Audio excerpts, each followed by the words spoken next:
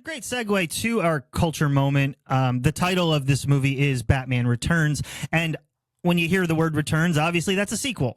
Absolutely. And sequels are riddled, pun intended, within the comic universe. We always, I want to say we always get a sequel. It is very rare. I'd say it's the exception to the rule that you get a one-off. With any movie or with comic book movies? Comic book movies in particular, Absolutely. but ever since MCU success, everybody's looking for how do we extend this, and some of that's financially driven. Others of it's like, well, you can only tell this part of the story in a digestible fashion. But I think there's 4 categories where a sequel works, or let me rephrase that. There's 4 categories for sequels. There's when it works, there's when it doesn't, there's when it's demanded, and then there's when it's forced. Okay. I feel like when it works is The Dark Knight, right? Like, we started a story, everybody liked it, it made sense to make a second one. And it's a continuation of the character. Works totally. When it doesn't work is Joker 2, where, all right, you went totally off into Neverland, and it wasn't needed. right. Totally not asked for. Like, that could have been hey, we have an Elseworld story. This is an entity unto itself, and it was perfect as is. Therefore, we don't need to keep milking the cash cow. Yep. I feel like Dark Knight Rises is a good example of when it's demanded, because it's very clear that the character's story isn't finished yet and that it could keep going. And so because it's loved and because it's well done and because the story's not finished, you have to then give another sequel. In that case, it's a threequel, but you know what I mean. Right, you're right. So you have to continue the story, but I think that there are subcategories there because yes, it was demanded, but it did not meet the level of the first 2. You know. Oh no, that's a totally separate conversation as to whether or not it works. Right. But just the idea of creating it and working with the fact that I've got 2 different stories in mind, that's a whole conversation as it is. Because then you get into this last category of when it's forced.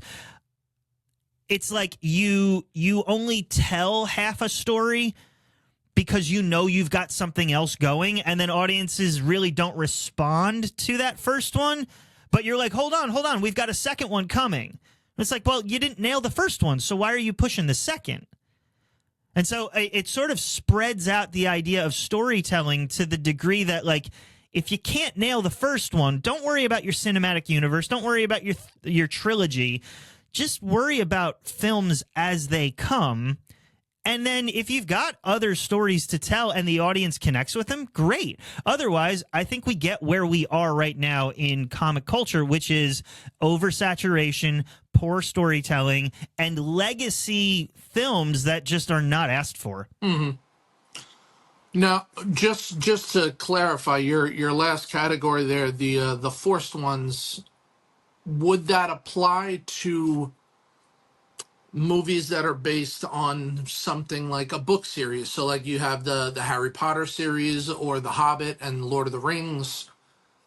Those kind of needed one for, every book in order to like tell the complete story. But sure, some of the Harry Potter movies are better than others. Some of the Lord of the Rings and Hobbit movies are better than others. Would you have felt the same if they only did the Fellowship of the Ring and the Two Towers, and then if the Two Towers did badly, it's like, okay, well, let's not bother finishing that. Like, well, you got like 8 stories in this world that are now incomplete. So do you think it would apply to something that is designed from the beginning to need this many movies to tell the whole story? No, that in particular, you know what's on your plate before you even start. So if you're thinking of Fellowship, you have to tell Return of the King. Mm-hmm. Where you get into Half-Blood Prince and why am I blanking on the last Harry Potter book? Deathly Hallows. Where you get into Deathly Hallows, breaking it into 2 parts, yeah, that makes sense because there's a lot of character development. There's a lot of story wrap up. There's 7 films before that you need to integrally pay off. If you're just going at it from a box office success rate, I think of the Divergent series was a good example of this. First one started out strong. Second one's okay. Third one, not so great. And they literally just wrapped it up because they knew they had to. There's more to those stories. They didn't even wrap it up. They never released the last book. So they never released Exactly. the last movie. So you have a completely incomplete story. Right. And that, I think, is just box office driven. That's financial decisions right there. And everybody knows it.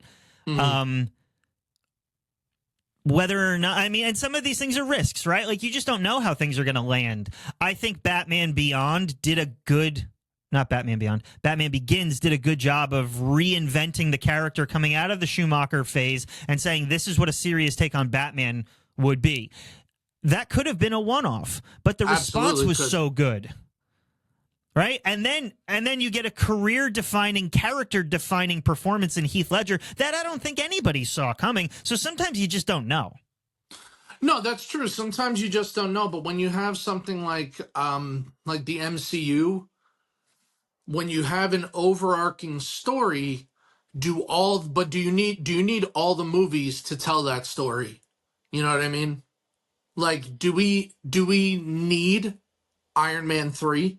Like no. We talked about in our last episode, did you need Captain Marvel? Now, I know that wasn't a sequel, but also in the world of sequels, are all of these movies sequels to each other? Because they're all telling one story. So even when you have an origin movie, and I'm thinking probably after the Avengers, when you have a movie like Captain Marvel or you have a movie like Doctor Strange that are introducing these characters to us, but they're still part of the overarching story and they're still, involved in the ending. Do those count as indirect sequels or are they spin-offs? It's so specific, right? Because each one of them has a moment that plays into the final payoff of Endgame. Let's take Avengers. You sort of need that to a degree, but that's really where I think a TV series would have come in instead of making it so crucial that you come to the theater and experience this $2.5 billion film. Something like Iron Man 3, I'm sort of torn on it because it's like, no, we did not need that and it didn't do very well, but you really wouldn't understand Tony's PTSD motivation in Ultron if you didn't have Iron Man 3. You could have written it, but I can see both being completely legitimate as to why. Well, yeah, legitimate, but I think we go as far as helpful, but helpful versus necessary. Yeah. You know what I mean? The X-Men universe is another one. Like that, the sequels of that movie are such a mess that there are. Yeah. They keep using the next talking movie about to Apocalypse try and is flawless. Talking about Apocalypse. Yeah, that's a top one. That's unwatchable. There are so many timelines now in each new movie. Days of Future Past tried to fix the timeline. First Class tried to fix the timeline. Deadpool and Wolverine tried to fix the timeline. And, they all kind of worked to a degree in doing that. But then I think that they just kind of stopped. They have the new, the young cast. Yep. And then realize these aren't working. So let's focus on Deadpool. And now we've kind of reached the end of Deadpool, and it's like, okay, so now what do we do with the X-Men? Do we just start from the beginning again? Do we try to reconnect all this stuff? Which they are going to do, but I think that's why they have these things like the multiverse. But I think that sometimes you can lean too heavily on wanting to have a franchise and without waiting, like you said, focus on one story, focus on your opening story so that if that's all you have, you've done something great. Because if you keep doing it with the bigger picture and then you have to stop halfway through, that leaves me as a fan, disappointed. Yeah, and I think there's a couple categories with it. It's like, tell a story and tell it well. If there's multiple chapters in that, plan for that. but also focus on the individual. Not everything has to be a cinematic universe. But also, keep making this stuff because culturally I like it.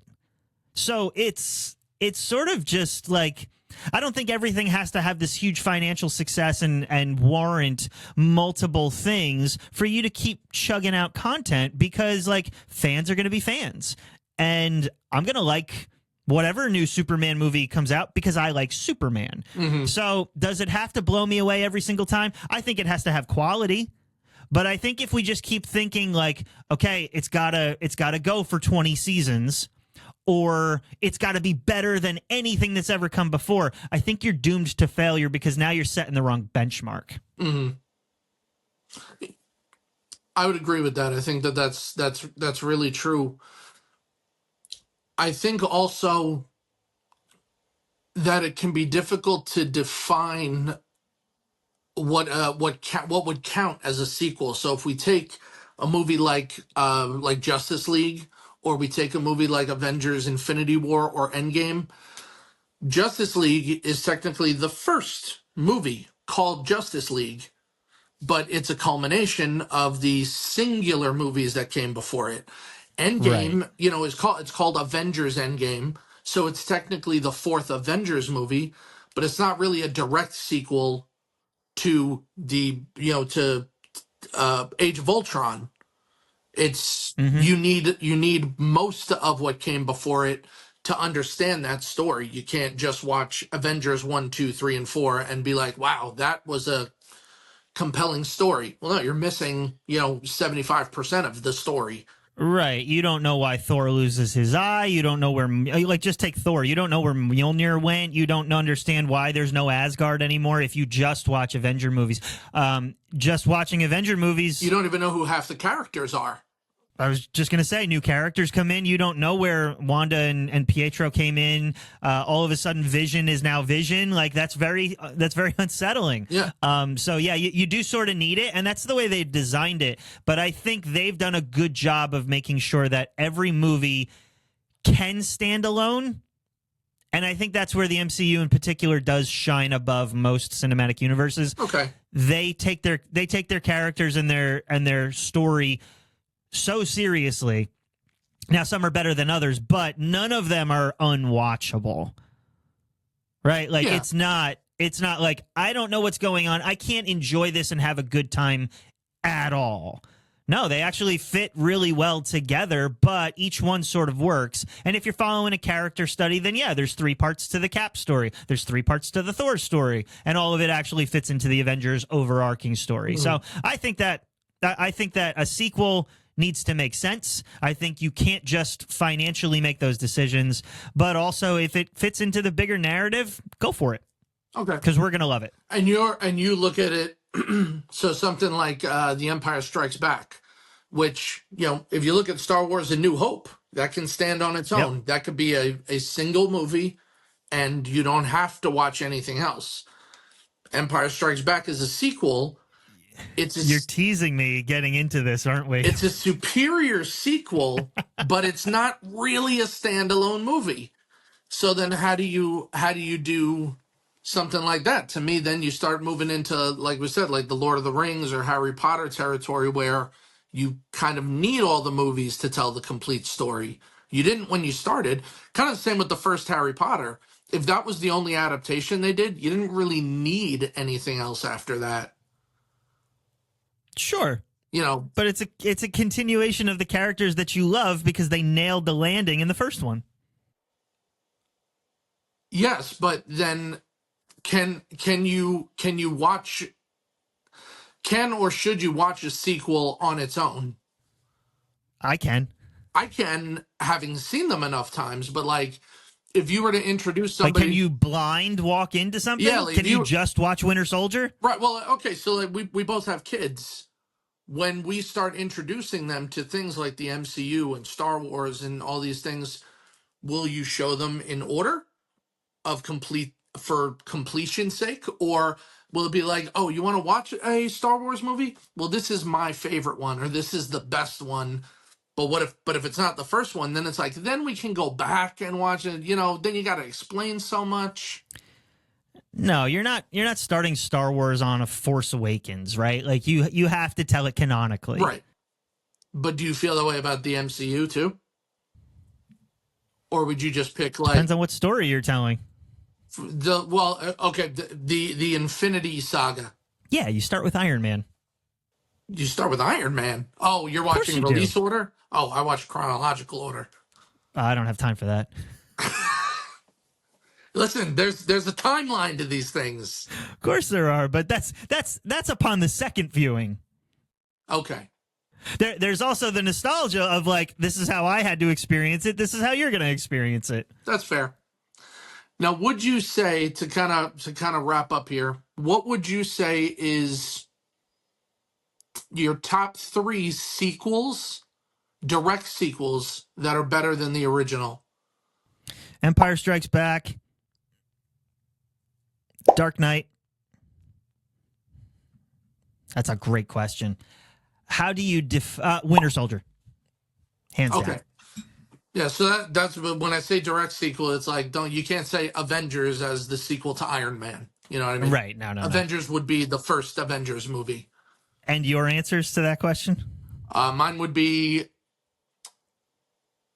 actually I like the Winter Soldier. That's pretty solid. I would say the Winter Soldier. I would say Terminator 2 is vastly superior. And True. today's review, Batman Returns, I think is superior to Batman 89. Well, we're going to find out, aren't we?